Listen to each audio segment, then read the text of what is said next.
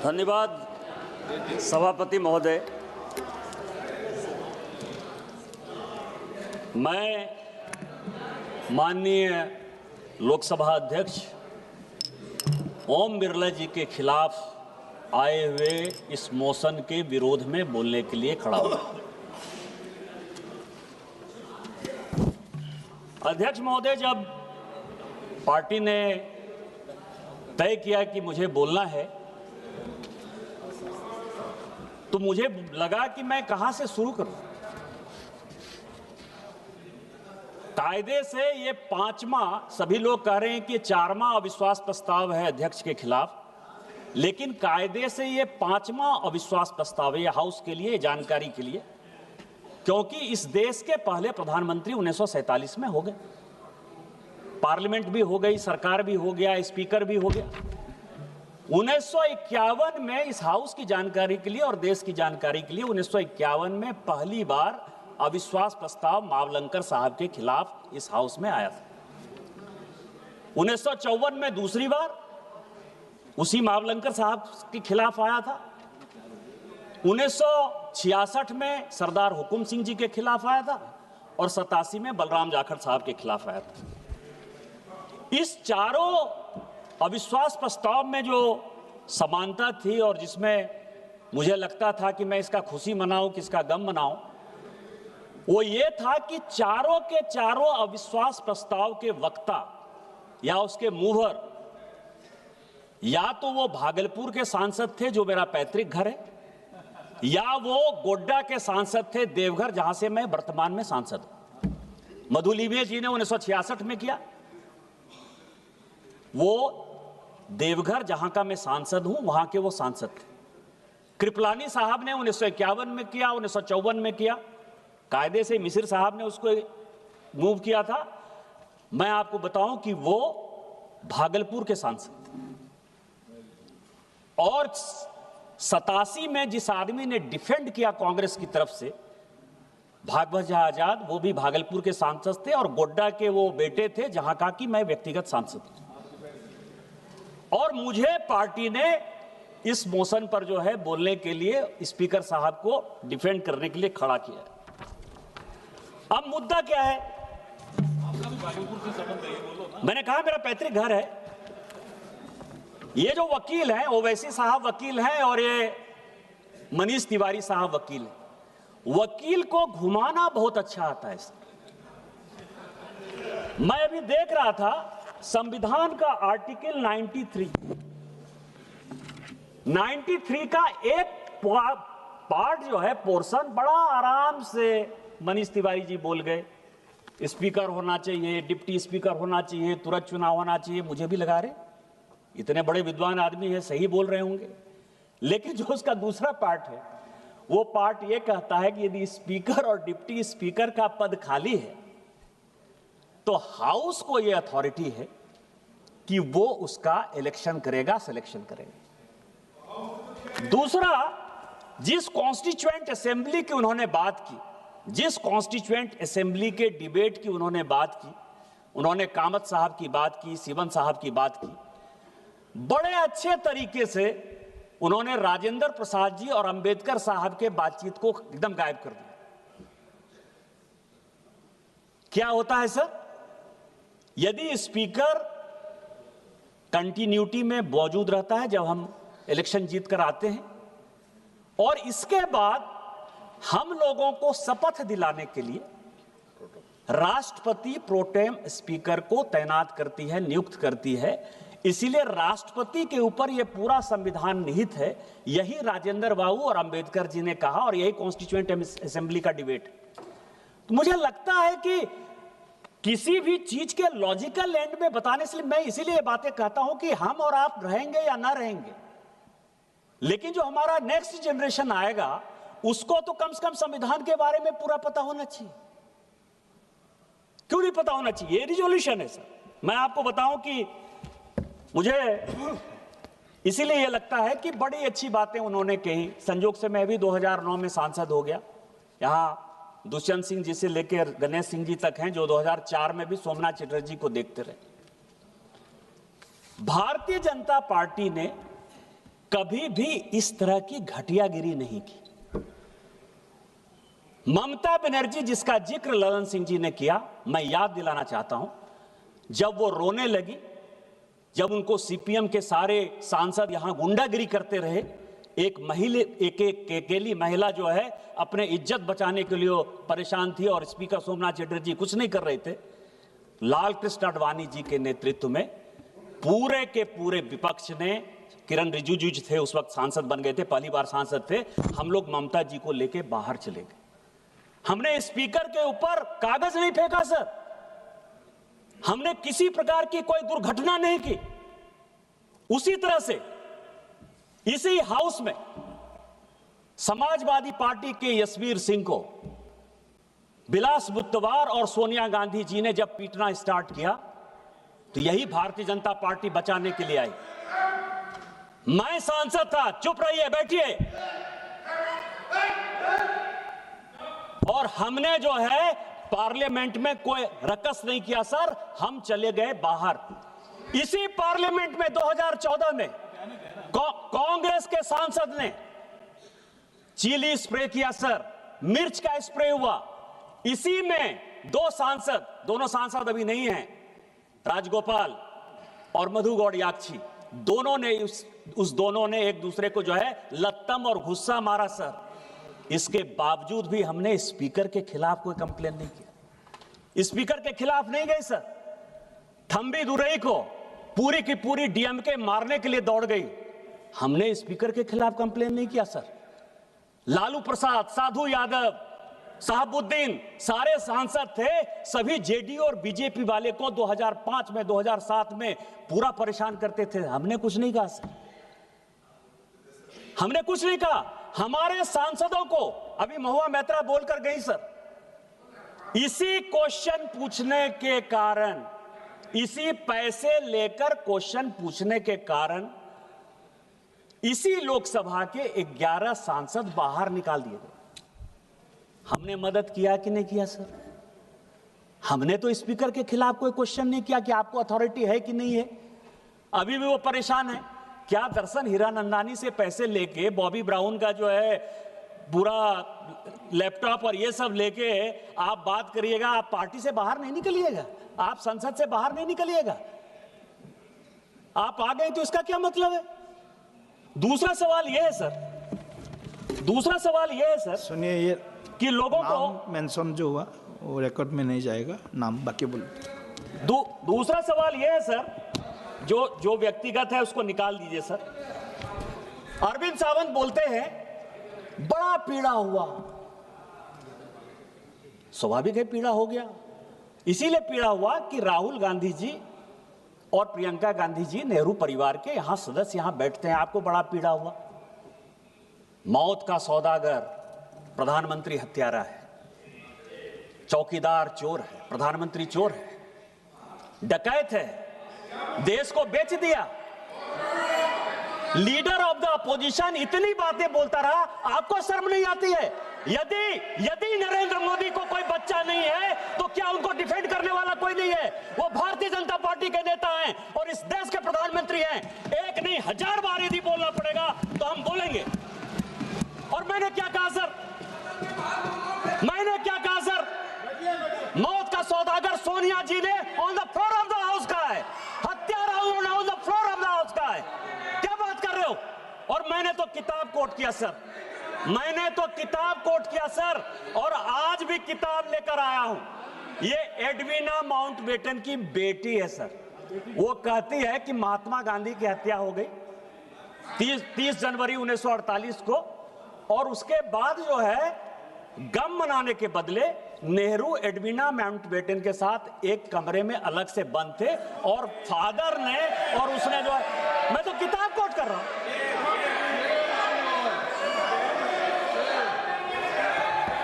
मैं उनकी बेटी का किताब है सर।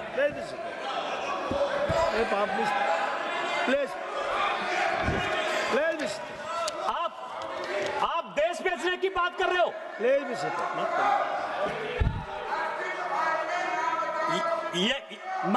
मैं तो बात कर रहा हूं सर। स्पीकर सर,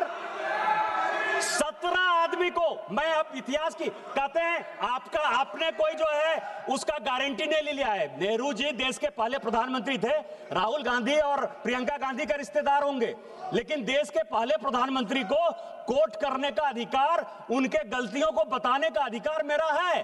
वो देश के पहले प्रधानमंत्री थे। आपकी कोई यूएसपी नहीं है।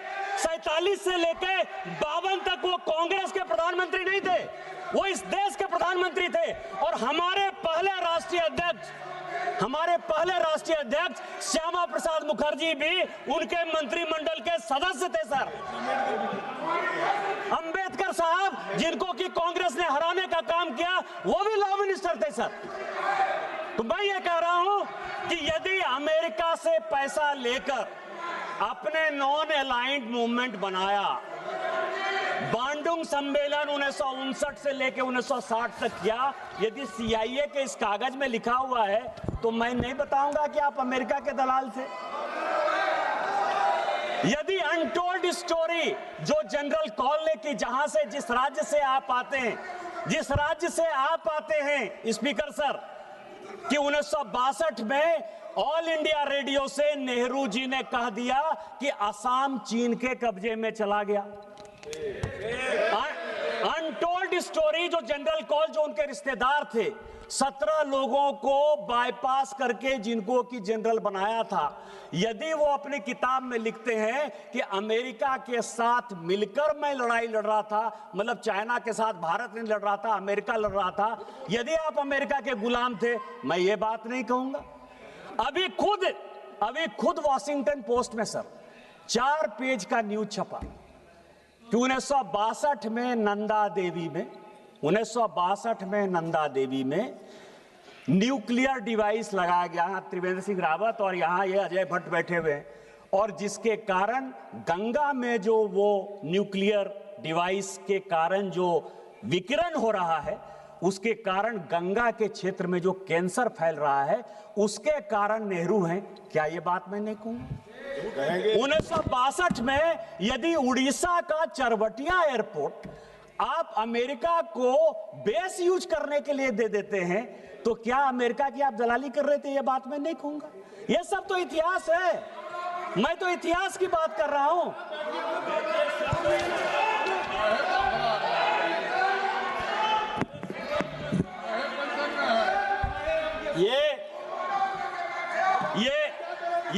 ये रिजोल्यूशन है सर, ये रिजोल्यूशन है और इस रिजोल्यूशन में leader of the propaganda, LOP का जो मतलब मैं समझता हूं सर, क्योंकि इसमें काफी क्लियर नहीं है। लीडर ऑफ द प्रोपगंडा, जब एक इग्नोरेंट आदमी एरोगेंस का शिकार हो जाए, तो हमारे हिंदी में एक कहावत है कि फटा पोस्टर निकला हीरो। फटा पोस्टर निकला हीरो। जब एक इग्नोरेंट आदमी एरोगेंस का शिकार हो जाए तो क्या होता है? वो लीडर ऑफ प्रोपगंडा होता है। और LOP के बारे में ये पूरा इसमें डिस्क्रिप्शन है सर। कॉल एंड सगदर ने लिखा है कि लीडर ऑफ द अपोजिशन कौन होगा और लीडर ऑफ द अपोजिशन के क्या अधिकार होंगे।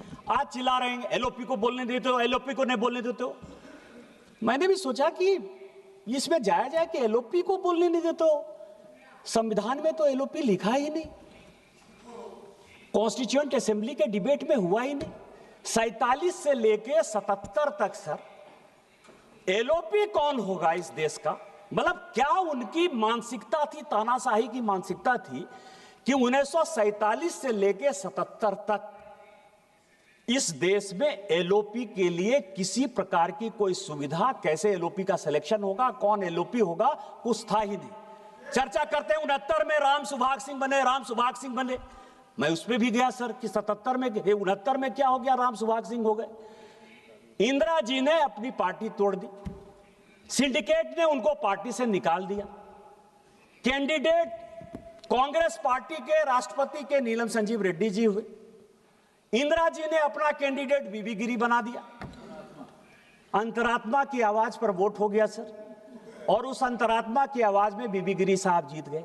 कांग्रेस पार्टी 2 भाग में विभक्त हो गई। ऐसी सिचुएशन हो गई कि इस सरकार को गिरने के अलावा कोई उपाय नहीं था।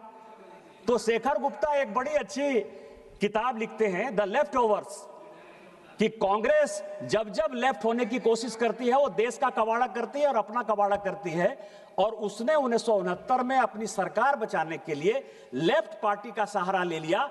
चूंकि कांग्रेस का जो दूसरा फैक्शन था, मतलब बाप बेटा पंच, बरदा का दाम 5 आना जो हमारे यहां कहा जाता है, तो राम सुभाग सिंह जो कि 1962 से लेके 1969 तक किसी न किसी, चाहे वो नेहरू जी हो, चाहे शास्त्री जी हो, चाहे वो इंदिरा जी हो, सभी के मंत्रिमंडल के वो सदस्य रहे सर। उनको उन्होंने कहा कि नहीं नहीं आप, अरे सबसे बड़ी पार्टी थे यार, आपको तो चलने ही नहीं देते। लेकिन 77 में जब हमारी सरकार आई, कई एक लोग कहते हैं अरे आप तो 80 में आई, आपको पता ही नहीं है कि 77 में हमारी सरकार थी। जनता पार्टी में इस देश के लिए हमने विलय कर दिया। इमरजेंसी के खिलाफ हमने अपने आप को खोना। देश क्या होता है, देश के प्रति राष्ट्रभक्ति क्या होती है, ये आपको सुनना चाहिए। मैं आपको एक इंसिडेंट बताना चाहता हूं स्पीकर महोदय, आपके माध्यम से अरविंद सावंत जी को, चले जाइएगा पार्लियामेंट के लाइब्रेरी में। 1969 में एक क्वेश्चन है कि बाला साहब ठाकरे ने गोली क्यों चलाई और उस गोली के लिए बाला साहब ठाकरे का रिवॉल्वर का लाइसेंस क्यों नहीं निरस्त कर दिया जाए।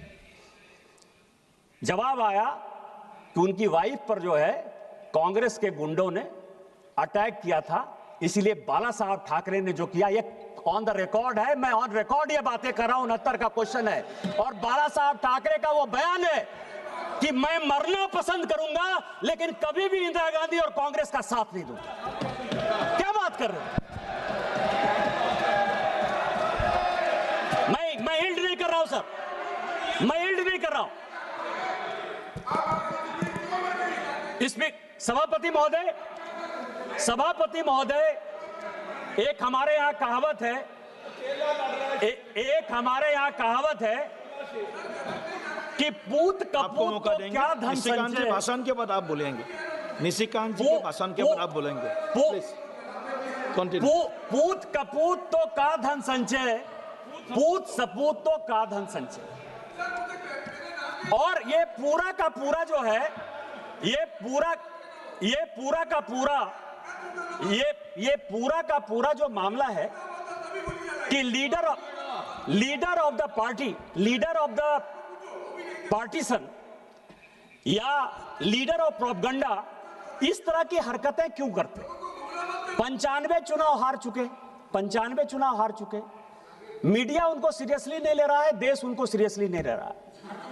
हालत क्या हो गई है कि आप ये समझिए कि जब सोनिया जी ने इस पार्टी को छोड़ा तो 206 उनके लोकसभा के सांसद थे सर।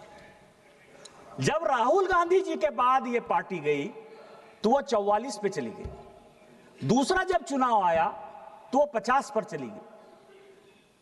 इसके बाद सोनिया जी को लगा कि अकेले से नहीं हो पाएगा, तो पार्टी एकदम खत्म ही कर देगा, तो प्रियंका गांधी को उन्होंने जो है उसके साथ भेज दिया। तो अभी 99 सीट पर जो है पहुंच गए सर। इसके बाद जो है वो फिर से खत्म होने के कगार पर हैं। इसी कारण से लाइमलाइट लेने के लिए अब लड़ाई हो रही है कि प्रियंका जी नेता बनेंगी कि ये बनेंगे। इस कारण से जो है ये इस तरह की हरकत कर रहे हैं सर, केवल देशद्रोही हरकत कर रहे हैं। और अभी तो प्रियंका जी चली गई। मैं कहने वाला था सर कि गांधी परिवार में जो आदमी पैदा होता है वो प्राइम मिनिस्टर इन वेटिंग होता है, एलओपी नहीं होता है, लीडर ऑफ प्रोपगेंडा नहीं होता है सर, लीडर ऑफ अपोजिशन नहीं होता है, प्रधानमंत्री होता है। अभी उनके बेटे की शादी होने वाली है, मैं उनसे रिक्वेस्ट करूंगा कि अपने बेटे के साथ मेरा फोटो खिंचा दीजिएगा, क्योंकि लड़ाई तो वही है ना। वो राजा है सर, हम रंक है। गांधी परिवार में कोई पैदा हो गया, उसको इस देश पर राज करने का अधिकार है, स्पीकर बनाने का अधिकार है, राष्ट्रपति बनाने का अधिकार है, उपराष्ट्रपति बनाने का अधिकार है, डायरेक्टर सीबीआई वो बनाएगा, सीएजी वो बनाएगा, चीफ जस्टिस ऑफ इंडिया वो बनाएगा। और ये जो नहीं बना पा रहे हैं 12 साल से, इसी छटपटाहट में वो माननीय ओम बिरला के खिलाफ जो है अविश्वास प्रस्ताव लेकर आए सर।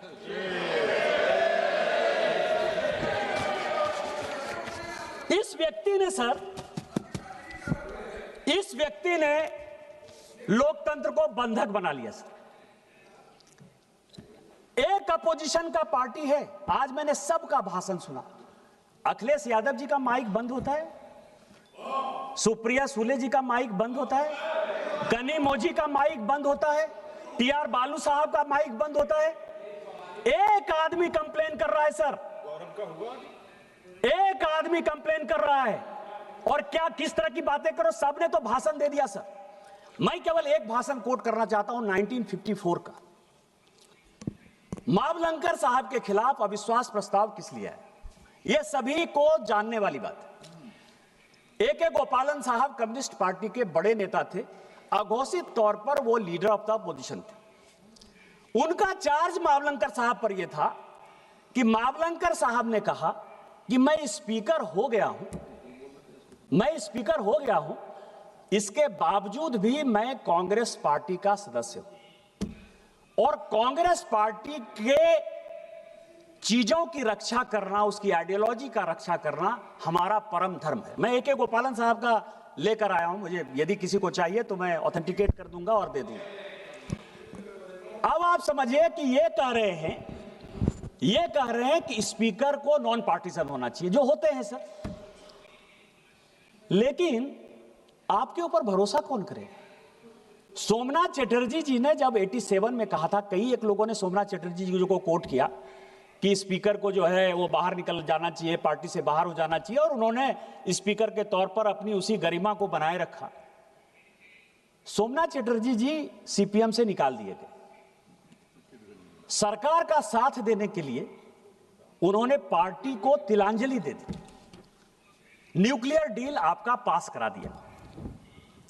लेकिन जब 2012 में उपराष्ट्रपति का चुनाव होने लगा, जो वो बनना चाहते थे, आपने मुख्तार अंसारी के चाचा हामिद अंसारी को बना दिया इस देश का उपराष्ट्रपति, लेकिन सोमनाथ चटर्जी को नहीं बना। कौन साथ देगा? और स्पीकर पार्टीशन क्यों नहीं होगा? आज आप लोग अविश्वास प्रस्ताव लेकर आए हैं, हमारे पार्टी के हैं वो, हमें फक्र है। मैं मोहन बिरला साहब को 1990-91 से विद्यार्थी के जीवन से जानता हूं, विद्यार्थी परिषद के जीवन से जानता हूं, और मैं जानता हूं कि उस व्यक्ति ने आज तक कभी किसी के साथ अन्याय नहीं किया। आज यदि उसको बचाने की बात आएगी, स्पीकर के गरिमा को बचाने की बात आएगी, तो पूरी की पूरी एनडीए उसके साथ है और मरते दम तक उस व्यक्ति के साथ रहेगी।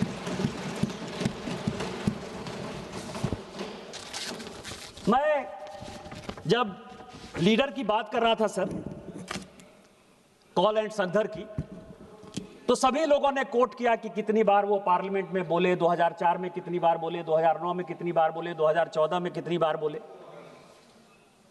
2004 से 9 तक जब वो पहली बार सांसद बने सर, तो केवल एक बार बोले, और वो एक बार केवल उन्होंने कहा कि मैं राहुल गांधी ईश्वर की शपथ लेता हूं कि मैं सत्यनिष्ठा से जो है भारत का संसदीय का जो है, इसके अलावा उन्होंने कोई बात नहीं की। 9 से संजोग से 9 में मैं आ गया था। 9 से 14 तक सर, जो पुराना पार्लियामेंट था ना, नहीं, जो पुराना पार्लियामेंट था, पुराने पार्लियामेंट में एक खंबा था सर। वो खंबा के बगल में जो है वो बैठते थे, और उनकी चौकड़ी थी सर, उनके मित्र मंडली थी, उससे वो बातचीत करके आते थे और चले जाते थे। जब उन्होंने मुंह खोला तो कलावती के बारे में मुंह खोला, और आज तक फिर कलावती का जो है उन्होंने ध्यान ही नहीं रखा सर। इसके बाद जब हमारी सरकार आई सर, मैं आपको बता रहा हूं कि वो किस तरह से उनका जो टारगेट है सर, उनका टारगेट है कि 3% लोगों को, 140 करोड़ देश है सर, सभी को माननीय प्रधानमंत्री जी के ऊपर आशा है, विश्वास है, इस संसद के प्रति आशा है, विश्वास है। आपको क्या होगा, मनीष तिवारी चले गए, 105 में कोट करना चाहता था। आपको पता है कि 105 का जो संशोधन किया, सांसदों के सारे अधिकार को जो अमेंडमेंट किया, किसने किया? 1976 में, जब पूरी की पूरी पार्लियामेंट को बाहर कर दिया। आप तो अभी कह रहे हो कि बोलने नहीं दिया जा रहा है। पूरी पार्लियामेंट के विपक्ष को और अपने ही चंद्रशेखर जी, हेमवती नंदन बहुगुणा, जगजीवन राम, सबको जेल में बंद करके जो संविधान की पूरी हत्या कर दी, उसमें सांसदों के अधिकार को भी खत्म कर दिया, राष्ट्रपति के भी अधिकार को खत्म कर दिया। आपको पता है कि बोफोर्स के समय जब हल्ला हुआ तो 89 में जो है आपने 150 सांसद को जो है निकाल बाहर कर दिया था। उसको इस्तीफा देने के अलावा कोई अल्टरनेटिव नहीं रहा। किस संविधान की बात करते हो? यहां तो माइक की बात कर रहे हो यार। तो मैं ये कह रहा हूं कि उन्होंने जो है 2015 से क्या क्या बातें कही सर। उन्होंने 2015 से जो मुद्दे हैं सर, 2015 से एलओपी का है। सभापति महोदय, पूरी पार्लियामेंट के जितने स्पीकर हैं ना, जितने स्पीकर हैं, वो स्पीकर के ऊपर सबसे बड़ा आरोप मेरे ही कारण लगा रहे हैं सर। मुझे ही गाली देते रहे। कोई ऐसा स्पीकर नहीं है जिसने कि मेरे बारे में नहीं बोला सर। मैंने चुपचाप सबकी बात सुनी है, मेरी बात उनको सुनना चाहिए। वो क्या कह रहे हैं सर? 20 अप्रैल सफाई दे। एक मिनट, जब किसी के ऊपर एलिगेशंस आता है तो उसके ऊपर क्लैरिफिकेशन देना उनका एक धर्म भी होता है, उसका रिस्पॉन्सिबिलिटी है। आपने एलिगेशंस लगाया, उन्होंने उसका जवाब दिया, तो आप प्लीज लिसन 2015 में sir. Yes, I am allowing him. 2015 मैं डेट वाइज बता रहा हूं सर, उन्होंने क्या क्या बोला। मतलब गोल पोस्ट कैसे राहुल गांधी चेंज करते रहे, या उनके पास कोई विषय ही नहीं रहा देश को गुमराह करने के लिए, मैं बता रहा हूं सर। उन्होंने 20 अप्रैल 2015 को कहा कि सूट बूट की सरकार नहीं चलेगी। प्रधानमंत्री जी तो हमेशा पजामा कुर्ता ही पहनते हैं सर, सूट बूट तो वही पहन रहे हैं। जींस का पैंट, टी शर्ट, ये इंपोर्टेड सारा कुछ, वो ऑन का शूज पहन के कौन आता है सर? सूट बूट की सरकार उनकी है कि सूट बूट की सरकार हमारी है सर? दूसरा सर, वो उन्होंने कहा, इसके बाद उन्होंने 12 मई को, 1 दिसंबर को और 12 अगस्त को 3 भाषण दिए सर। और ये तीनों भाषण जो है जी, अगर सभा की अनुमति है तो आधा घंटा के लिए सभा की कार्रवाई हम एक्सटेंड करते हैं। ठीक, यस, गो अहेड प्लीज। उन्होंने जो है किसानों के लिए कहा सर। रोज जो है इनके राज में रोज किसान आत्महत्या कर रहे थे सर।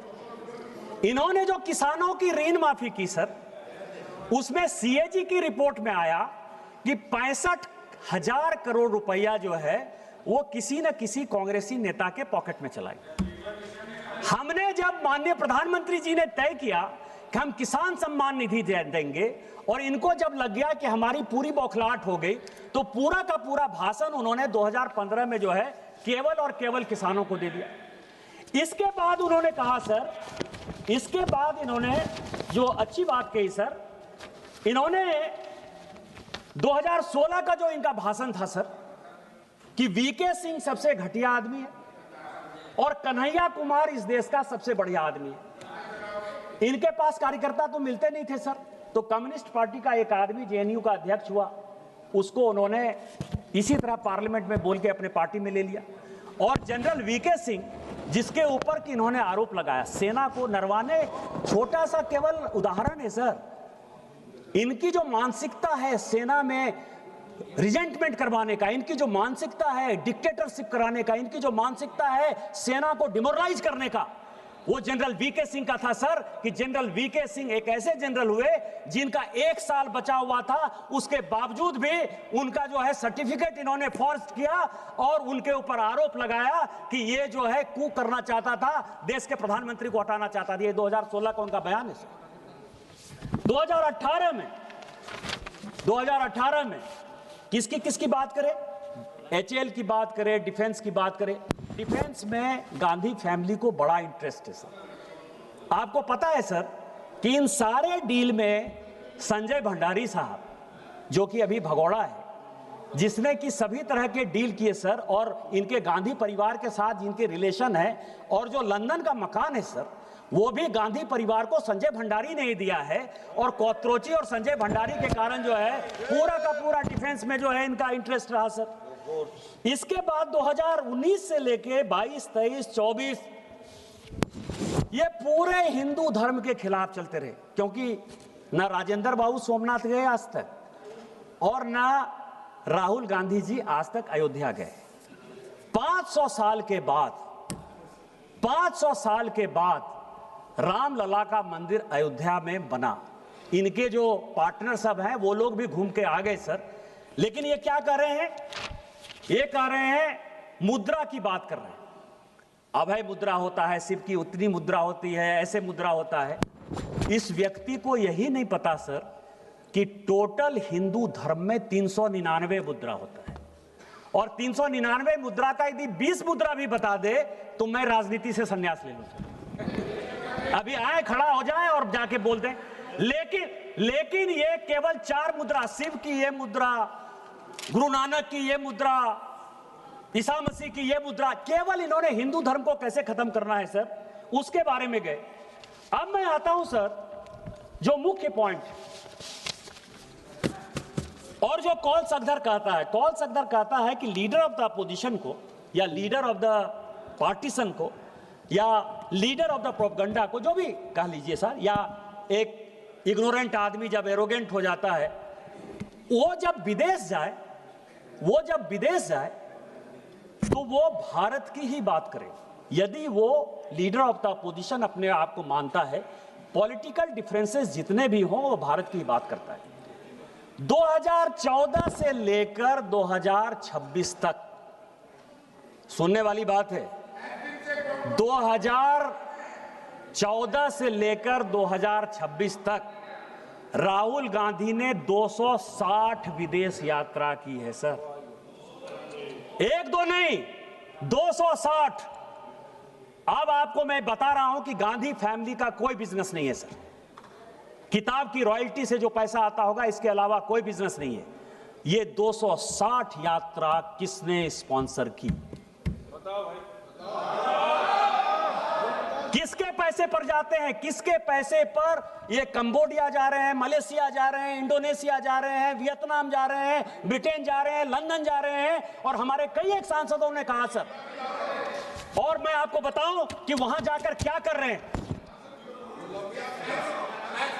20 अप्रैल, मैं डेट वाइज बता रहा हूं सभापति महोदय, 20 अप्रैल 2025 को बोस्टन में इंडियन कम्युनिटी को वो संबोधित करते हैं और कह रहे हैं कि इलेक्शन कमीशन कॉम्प्रोमाइज्ड है। एमएस गिल इलेक्शन कमीशन बनते हैं सर, इस सरकार के मंत्री बन जाते हैं, इलेक्शन कमीशन कॉम्प्रोमाइज्ड नहीं है सर। नवीन चावला इनके फादर के पीएमओ में रहता है। नवीन चावला का एक ही काम था, मदर टेरेसा जी के नाम पर उसने किताब लिखी सर। पोप साहब के साथ उनके बहुत अच्छे संबंध थे। जो गोपाला स्वामी थे चीफ इलेक्शन कमिश्नर, उन्होंने 2007 में लिखा कि ये देशद्रोही आदमी है, ये निगेटिव आदमी है, ये करप्ट आदमी है, इसको हटाना चाहिए। उसको हटाने के बदले इस कांग्रेस ने गोपाला स्वामी को हटाना अच्छा समझा और उस नवीन चावला को बना दिया सर। कोई इलेक्शन कमीशन, टीएन शेषन इतने बड़े रहे सर, कांग्रेस पार्टी से अडवाणी जी के खिलाफ चुनाव लड़े, कोई फर्क नहीं पड़ता। इनके लिए इलेक्शन कमीशन कोई कॉम्प्रोमाइज नहीं है, लेकिन आज इलेक्शन कमीशन कॉम्प्रोमाइज है, ये बोस्टन में कह रहे सर। दूसरा, 12 सितंबर 2017 को ये यूनिवर्सिटी ऑफ कैलिफोर्निया जाते हैं sir, lecture on India at 70 करते हैं और वहां कहते हैं कि हिंदू मुस्लिम को मार रहा है। यहां ओवैसी साहब नहीं है। ये जो मैं पजामा कुर्ता पहन कर आया हूं सर ना, ये ओवैसी साहब ने मुझे ईद पर दिया। ओवैसी साहब मुझे टोपी पहनाने की कोशिश नहीं करते हैं और मैं उनको टीका पहनाने की कोशिश नहीं करता। टोपी पहनने से मैं मुसलमान नहीं हो जाऊंगा और टीका पहनने से ओवैसी जो है वो हिंदू नहीं हो जाएगा। हम दोनों नदी की वो धार में, राष्ट्रीय स्वयंसेवक संघ का कट्टर आदमी हूं। हमारा मुसलमान के साथ किसी प्रकार का कोई रिलेशन नहीं हो सकता। लेकिन जब देश की बात आती है, ऑपरेशन सिंदूर की बात आई, तो हम और ओवैसी एक साथ थे और हमने और ओवैसी ने देश के बारे में जो बात कहा वो सबसे इंपॉर्टेंट है सर। कि जब सऊदी अरब हम लोग पहुंचे और वहां का विदेश मंत्री जब हम लोगों को कहा कि आपको पाकिस्तान के साथ बात करनी चाहिए, और ओवैसी जब उसको समझाने में नाकामयाब हो गए, तो उन्होंने कहा कि निशिकांत जी आपको बोलना चाहिए। और मैंने कहा कि वो सरकार नहीं है। हम आपको सुनाने आए हैं, हम आपकी बात सुनने के लिए नहीं आए हैं। मनमोहन सिंह नहीं है हम कि 2008 में मुंबई बम ब्लास्ट हो गया और आपके कहने पर इसी सऊदी अरब के दबाव में, इसी अमेरिका के दबाव में, शर्म शेख में आपने जाकर समझौता कर लिया, एग्रीमेंट हो गया। पहली बार भारत सरकार ने कॉम्प्रोमाइज करते हुए यह बता दिया कि बलूचिस्तान में जो कुछ हो रहा है वो भारत सरकार का उसमें योगदान है। हम वो घटिया आदमी नहीं है। यदि हमारे आदमी को आपने मारा है तो हम मारेंगे। आपको पाकिस्तान को समझाना है तो समझाइए। हम और ओवैसी ने कहा, क्योंकि जब ये नदी चलती है सर, हम नदी की दो धार हैं, लेकिन नदी गंगा सागर में जब मिलती है, समुद्र में मिलती है, तो वही भारत में अनेकता में एकता होती है। हम भारतीय हैं पहले, और यही बात कहने के लिए हम और ओवैसी साथ गए थे। तुम किस हिंदू मुसलमान की बात करते हो? ओवैसी के ऊपर अटैक हो गया, एक बार भी पूछने के लिए गए कि तुम पर गोली किसने चलाई? क्या बात कर रहे हो? केवल मुसलमान के वोट बैंक की पॉलिटिक्स करते हो। राहुल गांधी 11 सितंबर 2024 को सर वॉशिंगटन गए। वहां क्या कह रहे हैं कि डेमोक्रेसी एकदम टूट फूट गया है, खत्म हो गया। तेलंगाना में उनकी सरकार है सर, कर्नाटक में उनकी सरकार है। क्या डेमोक्रेसी? अध्यक्ष जी ने, आपको पता है कि पाकिस्तान के एजेंसीज के साथ यहां के डिप्टी लीडर, कांग्रेस के डिप्टी लीडर गौरव गोगोई का संबंध है, ये असम सरकार ने बताया सर। लेकिन चूंकि वो डिप्टी लीडर है, ओम बिरला साहब ने क्या किया? ओम बिरला साहब ने उसको एक कमेटी का हेड बना दिया। ये डेमोक्रेसी है। डेमोक्रेसी आप मार रहे हो कि डेमोक्रेसी हम मार रहे हैं?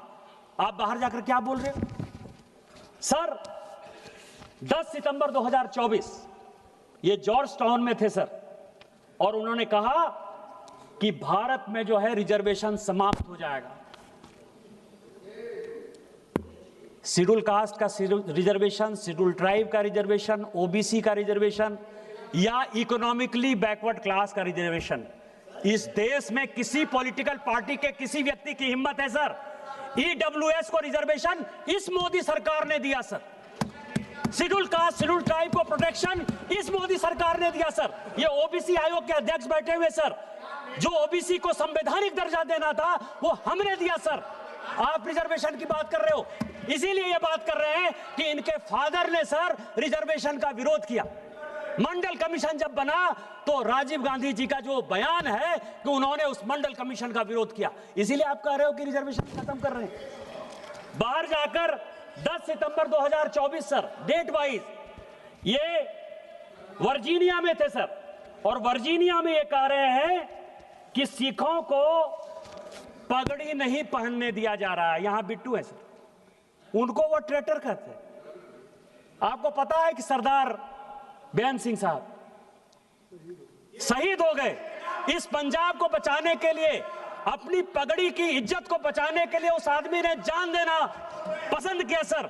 उनके पोते को वो आदमी ट्रेटर कह रहा है, और ये आदमी बाहर जाकर कह रहा है कि पगड़ी सुरक्षित नहीं है, जिससे कि पाकिस्तान जो है खालिस्तानियों को बढ़ावा दे, दुनिया करे, और पंजाब जो है इस देश से अलग हो जाए। सर 10 दिसंबर 2024 जॉर्ज टाउन में ये कह रहे हैं युवाओं को रोजगार नहीं मिल रहा है। आपने कौन सा रोजगार दे दिया? 2004 से लेके 24 तक जो बेरोजगारी का परसेंट था सर, 14% लोग बेरोजगार थे 2004 से 14 तक। आज कितना परसेंट है? आज केवल और केवल 6% है सर। कहां 14% बेरोजगारी, कहां 6% बेरोजगारी? और जो टारगेट है आर्टिफिशियल इंटेलिजेंस का जो मिशन है, जो मेक इन इंडिया का मिशन है, वो मिशन जो है आगे आने वाले 5 साल में जब विकसित भारत 2047 होगा, यहां का कोई युवा बेरोजगार नहीं होगा। आप बेरोजगारी की बात कर रहे हो, आप युवाओं को भड़काना चाहते हैं। 3 मार्च 2023, 3 मार्च कैम्ब्रिज यूनिवर्सिटी में सर ये कह रहे हैं कि कश्मीर में मिलिटेंट है और मिलिटेंट हमको देख रहा है। कभी 1990-91 याद है? सारे कश्मीरी पंडित भगा दिए, सारे कश्मीरी पंडित भाग गए। मोदी जी, हमारे प्रधानमंत्री जी खुद ही लाल किला में झंडा कैसे फहराएंगे, सीआरपीएफ में इस करे। आज लाल चौक पर आज 370-35 से खत्म होने के बाद अपनी यात्रा को लेकर जाते हो और मिलिटेंट आंख में आंख डालकर बात कर रहा है, लेकिन मिलिटेंट गोली नहीं चला रहा है। ये हमारी विजय है कि ये आपकी विजय है? किसको भड़काना चाहते हो सर? 3 मार्च 2023 कैम्ब्रिज यूनिवर्सिटी यूके में ये कहते हैं कि Modi is destroying the architecture of India. ये कह रहे सर देश का प्रधानमंत्री के बारे में। मैं ये कह रहा हूं, सीएजी के ऊपर क्वेश्चन किसने किया? आपने। चीफ जस्टिस के खिलाफ इंपीचमेंट मोशन कौन लेकर आया? आप। उपराष्ट्रपति के खिलाफ इंपीचमेंट मोशन लेकर कौन आया? आप। स्पीकर साहब के खिलाफ मोशन, इंपीचमेंट मोशन लेकर कौन आया? आप। इलेक्शन कमीशन के खिलाफ बोल रहा है, कौन बोल रहा है? आप बोल रहे हो।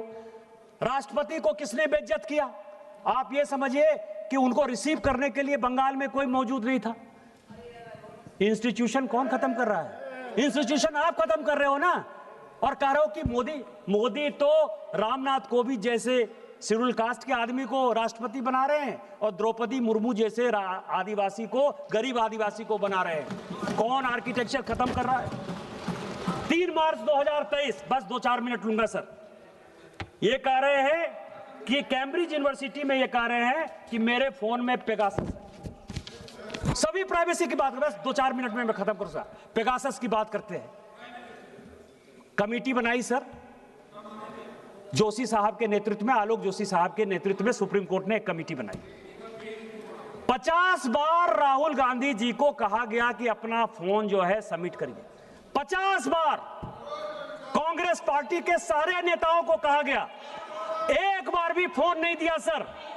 और आप कह रहे हो कि पेगासस, आप झूठ का जो है, मैं कह रहा हूं कि प्रोपगंडा का जो मास्टर है उसके सारे उदाहरण दे रहा हूं कि किस तरह की बातें करता। हिम्मत थी तो अपने फोन को आप देते, पता चलता कि कोलंबिया जा रहे हो तो किससे बात कर रहे हो, किससे इल्हान उमर से बात कर रहे हो, कि सोरोस से बात कर रहे हो, कि यूएसएड से बात कर रहे हो, पता चलता। डर से चाइना का एजेंट हो कि नहीं हो, 2008 में जो एग्रीमेंट लिया उसके बारे में पता चलता। सर 23 मई 2022 कैम्ब्रिज यूनिवर्सिटी 23 मई 2022 ये कह रही हैं कि सीबीआई और ईडी का उपयोग हो रहा है। ईडी को पीएमएलए का अधिकार किसने दिया? आपने दिया। आज तक सीबीआई का कानून नहीं बन पाया है सर। करुणानिधि जी को यहां बैठे हुए हैं डीएमके के लोग, ये कांग्रेस का साथ देते हैं। 1977-78 में सर पहली बार इसी सीबीआई को लगा के इंदिरा गांधी जी ने करुणानिधि जी को जो है करप्शन के केस में बाहर किया। बस 2 मिनट में खत्म कर रहा हूं। इस तरह के सैकड़ों उदाहरण है। मैं केवल स्पीकर साहब, प्लीज स्पीकर साहब 1 मिनट प्लीज, 1 मिनट। स्पीकर साहब, मैं कंक्लूड कर रहा हूं। एक कहावत है सर कि बूढ़ा वंश कबीर का उपजा पूत कमाल। ये कमाल है सर। ये अंतिम राजा है। बहादुर शाह जफर ने जिस तरह से देश को खत्म किया, ये कांग्रेस को खत्म करेगा। मैं केवल एक बात से सहमत हूं सर कि ओम बिरला साहब को स्पीकर साहब, ओम बिरला साहब को 2 चीजों की सजा जरूर मिलनी चाहिए। वो ये सजा है कि यहां जो 543 मेंबर ऑफ पार्लियामेंट हैं, इसको उस व्यक्ति ने आवाज दी सर। उस आदमी को अपना क्षेत्र का मुद्दा उठाने के लिए आवाज दी। और दूसरा, कोरोना काल में कोई सांसद नहीं मरे, सारे सांसदों का हाल चाल लिया, उसको डॉक्टर पहुंचाया, उसकी जान बचाई। इसी कारण से ओम बिरला साहब को यह सजा देने को तैयार है। मैं इसके विरोध में खड़ा हूं। आपने मुझे मौका दिया। जय हिंद, जय भारत। बहुत बहुत धन्यवाद। Honourable member Shri T Uday Srinivas ji, T Uday Srinivas, just please.